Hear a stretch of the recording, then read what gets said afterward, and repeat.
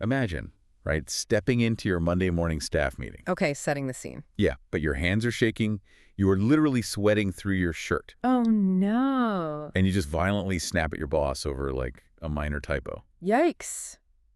That is not going to end well. No, it doesn't. You end up fired. And not because you're actually bad at your job, but because you decided to, you know, cure your heavy caffeine habit over the weekend with just some meditation and sheer willpower. Oh, wow. Yeah, the DIY detox. And exactly. Your unmanaged withdrawal basically made you a complete liability in the office. It's a super hyper-realistic scenario, honestly. I mean, we really tend to romanticize ancient spiritual practices, right? I totally do. Like advanced yoga, meditation, energy healing. We see them as these sort of ethereal mountaintop retreats. Right, like you're floating above all your problems. Exactly. You picture yourself floating above the messy realities of the modern world. But when you actually try to apply those ancient tools to a severe, very modern problem like addiction, The mountaintop retreat kind of crashes right back down into your cubicle. it really does. Hard. Which is exactly why the framework provided by our source today is just so compelling. Welcome to today's deep dive, by the way. Glad to be here. We're looking at a fascinating video transcript from Osman the Blind Yogi. He's a master-level energy healer and an advanced yoga teacher. And his approach is going to really surprise you. Oh, it's going to completely upend what you might expect from a spiritual master. Okay, let's unpack this right off the bat to clear up a massive misconception. Please do, because people have weird ideas about this stuff. Right, because you usually brace yourself for this, like anti-science, purely metaphysical lecture when someone brings up energy healing, you know? Oh, absolutely. A promise of some mystical magic pill. Yes, or a specific chant that will just instantly cure your cravings. But Osman draws a really hard line in the sand immediately. He says that magic pill just does not exist. Which is so refreshing to hear. It is. His entire philosophy is actually rooted in extreme pragmatism. And it heavily, heavily relies on modern medical science. So he's not telling you to throw away your medication. Not at all. In fact, it's the exact opposite. Well, let's talk about that dependency on modern medicine, because I feel like it sets the stakes for everything else we're going to talk about today. It's the foundation of his whole method. Yeah, Osman points out that society is becoming increasingly addicted. And we aren't just talking about, you know, illicit street substances here. Right, we're talking about legal, everyday intoxicants. Exactly. Alcohol, pharmaceutical drugs, tranquilizers. Even just heavy, totally normalized caffeine consumption. Right. And he makes this point that just because a doctor prescribed something or like you bought it at a corner store, that doesn't mean it lacks the power to completely hijack your neurochemistry. And once that neurochemistry is hijacked, the physical dependency is locked in. I mean, the brain actually alters its own physical structure. Wait, really? It physically changes. Yeah, to accommodate the constant presence of that chemical, it basically stops producing its own dopamine or serotonin in normal amounts. Because it doesn't need to. Right, because it's relying on the external substance to do all the heavy lifting. Which makes the whole cold turkey approach not just foolish, but genuinely physically dangerous. It's incredibly dangerous. It's like trying to quit a serious addiction through sheer willpower, just stopping abruptly. It's literally like pulling the emergency brake on a car that's going 80 miles an hour down the highway. You aren't just going to safely, glide to a halt. No, the tires are going to lock up, the car is going to spin out, it's going to roll over, and you are going to cause a massive crash. And the shrapnel from that crash is going to hit everyone around you, too. Totally. Because when you abruptly pull away from a substance, your physical body goes into a state of severe shock. Like chemical starvation. Exactly. The brain is suddenly starved of the chemicals it literally needs to function now, which severely disrupts your entire state of mind. So that's where the mood swings come in. Massive mood swings, intense agitation, and a total loss of emotional regulation. Which goes back to that Monday morning staff meeting scenario we started with. Right, and this is why Osman insists that medical intervention is the absolute non-negotiable first step. It's not optional. Not at all.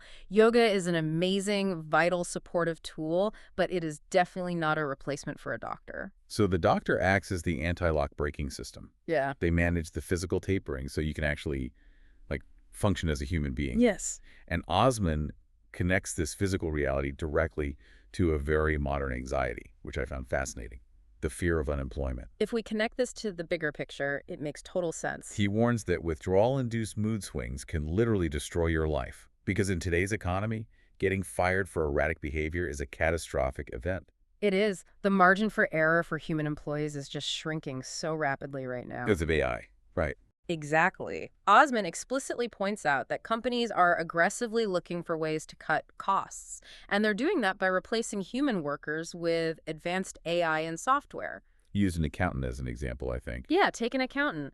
A firm doesn't necessarily need a massive team of human accountants anymore when a software program can just instantly process the bulk of the data. Right. And the AI software doesn't have a bad day. Nope. It doesn't go through withdrawal. It doesn't snap at clients. And it definitely doesn't bring its personal, emotional volatility into the office. Precisely. It's just a machine doing a job. So if you try to, cowboy your way through addiction recovery without medical help, And your erratic behavior ends up costing you your job. your life just spirals completely out of control. You lose the stable income you need to survive. You can't support your family.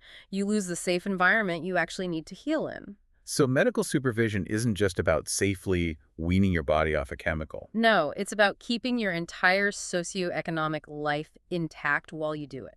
Okay, so if the doctor is entirely responsible for keeping the physical body from crashing and, ensuring we don't lose our jobs in the process, Right. what is the yoga actually doing then? Why not just take the tapering medication from the doctor and go home and call it a day? Well, because medical intervention only manages the acute chemical needs of the body, right? The physical dependency. Okay. But it does absolutely nothing to address the underlying psychological infrastructure. The reason you started in the first place. Exactly. It doesn't fix whatever drove the person to the substance initially. Hmm. You can detox the body all you want, but if the mind is still screaming for an escape, relapse is almost inevitable. And that is where Osman's expertise comes into play. Yes. Here's where it gets really interesting, because I want to try to visualize how stretching on a yoga mat tangibly fights a severe addiction. Let's do it. Think of your subconscious mind like a smartphone. Okay, I like this. Throughout your life, you've opened dozens, maybe hundreds of background apps. Unresolved traumas, daily stressors, insecurities, financial fears, relationship issues. We all have those running. Right. And you aren't actively looking at these apps all the time, but they're constantly running in the background. And they're quietly draining your processing power and your willpower battery. That is a really strong start. But to make it truly accurate to Osman's teachings, we have to go a step further. Okay, how so? Imagine those background apps aren't just sitting there passively. They're actively fighting you. Actively fighting. Yeah, they are sending constant push notifications, demanding your attention, and rapidly accelerating the battery drain. Oh, wow. Okay, so by the end of the day, your willpower battery is completely dead. Totally flat. You have absolutely zero energy left to regulate your emotions or resist your cravings, so you frantically reach for a charger. Which, in this case, is the intoxicant. Exactly. It gives you a quick artificial surge of energy, or it just forces the phone to shut down temporarily so you don't have to feel the battery draining anymore. It numbs the notifications. Right. So in this scenario, yoga and meditation act like the phone's task manager. Yeah. You go in and you systematically start force closing those background apps. You free up the processing power, you stop the internal drain. So it's not just relaxing, it's actually restorative. Osman explains this on two fronts, actually. First, physiologically, consistent yoga and meditation actually lower your baseline cortisol levels. Cortisol is the stress hormone. Yes, the primary stress hormone. It's the chemical equivalent of those constant push notifications. Yeah. So lowering it naturally shifts your nervous system out of that constant fight or flight mode. And that inherently fortifies your willpower. Because you aren't constantly panicked. Right. But the deeper mechanism here is clearing out what Osman calls your subconscious baggage. Subconscious baggage. What does that actually look like for, a modern person? It's the hidden mental framework making you seek that artificial support in the first place. Give me an example. Well, Osman argues that the heavy consumption of an intoxicant is rarely just about the substance itself. There's almost always an unresolved subconscious problem driving the craving. Like what? Maybe it's a deep-seated feeling of inadequacy at your job, or an unhealed fracture in your family dynamic that you don't want to deal with. So the intoxicant is just a symptom. Exactly. It's a symptom of that baggage.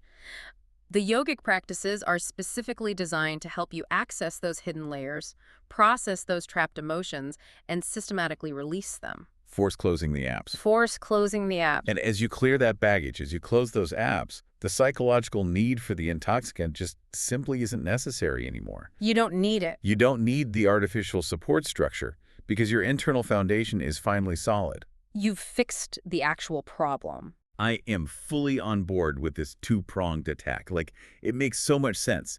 The doctor handles the physical withdrawal. The yoga handles the psychological baggage. It's a very complete system. But there is a glaring flaw in this system. A massive bottleneck. The motivation baseline. Exactly.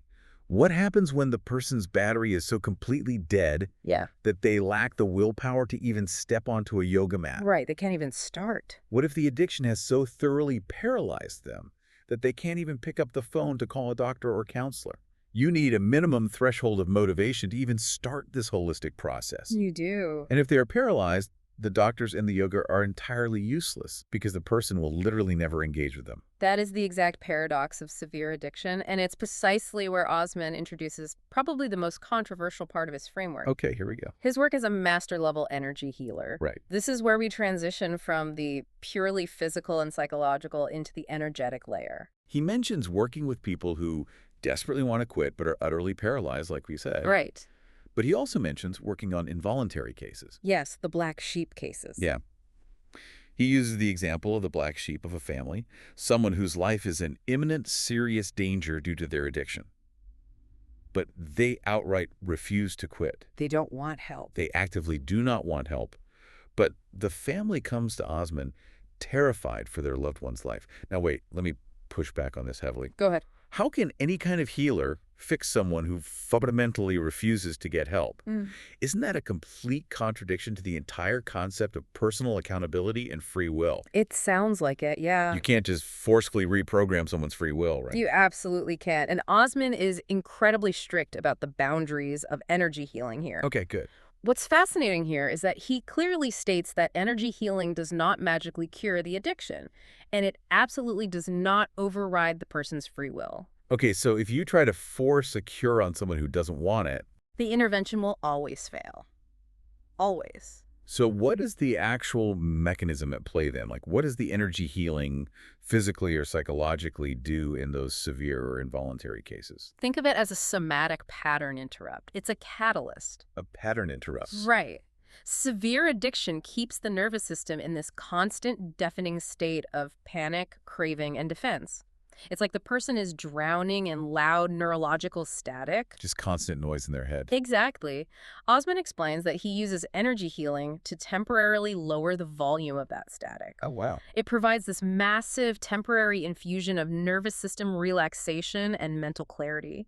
It pulls them out of the darkest depths of the paralysis just enough so they can actually hear their own rational thoughts again. Okay, so it jumpstarts the dead car battery just enough to let the engine turn over. It creates a window of clarity. That's a great way to put it. It bridges the gap between total paralyzed resistance and the capacity to seek professional help. It doesn't make the choice for them. No, it restores their ability to make a choice. Osman says he can bring the person to the stage where they finally have the mental strength and calm to just walk into a counselor's office. And then what? Well, then the counselor can speak to them, work with them, and try to guide them. But at the end of the day, that person still needs to consciously decide to do the hard work. So if they sit in that counselor's office, experience that window of clarity, and still say, no, I want to keep using. The healing stops there. The choice is always ultimately theirs. Which brings us to the final absolute bottleneck of this entire system. The core of it all. Right. Because you can have the best medical detox plan, you can have dedicated yoga practice to clear your subconscious baggage, you can have energy healing to jumpstart your awareness. But none of it matters without the ultimate driving force. The personal intention, the non-negotiable why. The internal engine has to take over. Osman insists that all these supportive tools will completely fail if you do not genuinely want to leave the substance behind. You need a real reason. Right, because it is causing real, tangible friction in your life. So what does this all mean? He illustrates this with a really fascinating example that I want to bring up. The wine cellar guy. The wine cellar guy. He talks about someone who is wealthy, healthy, socially stable, and highly successful. Let's say this person is just a moderate social drinker with a massive, beautiful wine cellar in their house. Living the dream, basically. Exactly. And one day, They read an article, they get inspired, and they decide to just give up alcohol entirely. Just out of nowhere. Yeah, not because it's ruining their life, Mm. not because their health is failing, just as a lifestyle experiment, just for the sake of it. There is literally no negative impact visible to the outside world. And no real negative impact felt internally either. They just think, oh, I should probably stop doing this. And Osman analyzes why this approach is, well, in his words, not practical, and why it is almost guaranteed to fail. Why does it fail, though? I mean, logically, it seems like it should be much easier for that successful, stable person to quit since they aren't fighting a deep chemical dependency, right? You think so? It's like moving into a cramped underground survival bunker and forcing yourself to eat bland rations when your actual house is perfectly safe and there's a fully stocked gourmet grocery store right next door. That is the absolute perfect way to look at it. And it fails because the subconscious mind absolutely hates arbitrary deprivation. Arbitrary deprivation. I like that phrase. It's true. If you put yourself through a dry patch, sacrificing your relaxation, your entertainment, and the social partying you enjoy for no intrinsic urgent reason, Your brain is going to rebel. of course it is. Your subconscious is going to look around your perfectly safe house and say, why are we suffering in this bunker? Right. Go buy a steak, go open a bottle of wine, everything is fine. We're safe. And it will gently but persistently pull you right back to the habit because there is simply no friction to sustain the change. So the why just isn't strong enough to withstand the sacrifice of the pleasure. Exactly. To truly succeed in permanently overcoming an addiction, the substance must be seriously and visibly impacting your life. It has to hurt. It needs to be actively threatening your health, draining your finances, or seriously damaging your family dynamics. So the person has to look at those terrifying consequences and develop a rock-solid, urgent why. Yes. The thought process has to be, I am quitting because if I don't, I will lose my marriage. Or I am quitting because if I don't, I will literally die. Wow. That level of undeniable urgency is the only thing powerful enough to override the subconscious desire to return to the substance. That urgency is the fuel that keeps the whole holistic machine running. It powers everything. It powers the yoga, it gives purpose to the medical detox, it validates the energy healing window. Without that burning internal reason, the external tools are just window dressing. They are just temporary bandages. Osman's framework basically forces you to take total ownership of your recovery. You have to utilize every tool available, ancient and modern. But anchor it all in your own undeniable reality. So let's synthesize all of this for everyone listening. Osman the Blind Yogi is offering us a roadmap that completely shatters the illusion of the effortless mystical cure. It's not easy, it's work. Hard work. His method is about facing reality head-on, armed with a comprehensive, integrated toolkit. Step 1, you absolutely need a doctor to manage the physical withdrawal. Because the danger of going cold turkey isn't just a headache. It can cost you your job, your stability, and your safety in a highly competitive, AI-driven modern world. And step 2, you need the yoga and meditation to act as your mental task manager. Actively closing out the subconscious baggage. And lowering the cortisol so your willpower battery isn't constantly draining. And if you are completely paralyzed by the addiction, energy healing can act as that crucial somatic pattern interrupt. That temporary jump start to your awareness. Right? That gets you out of the static and into professional counseling. But the linchpin holding all of this together is you. You must have an undeniable, urgent, personal why. Which really brings the focus directly back to you, listening right now. Yeah, think about your own life.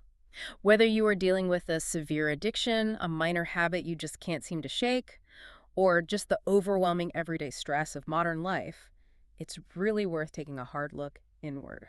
Ask yourself, what are the background apps draining your battery right now? What is the subconscious baggage driving your daily behaviors and your consumption? Are you reaching for an artificial support structure, whether it's caffeine, alcohol, or even just endlessly scrolling on your phone? And if so, what is the underlying instability it's trying to prop up? That is where the real work begins. Osman notes that we use these intoxicants as a psychological support structure. They are the artificial scaffolding holding up a fragile mind. Scaffolding is a great word for it. So I want to leave you with a final thought to mull over today. If you utilize the doctors, the yoga, the healing, and your own intense willpower to successfully tear down the toxic scaffolding of addiction. What comes next? Exactly. What new, positive mental structures do you need to consciously build in its place so the whole foundation doesn't eventually collapse all over again? That's the real challenge. It is. Until next time, keep diving deep.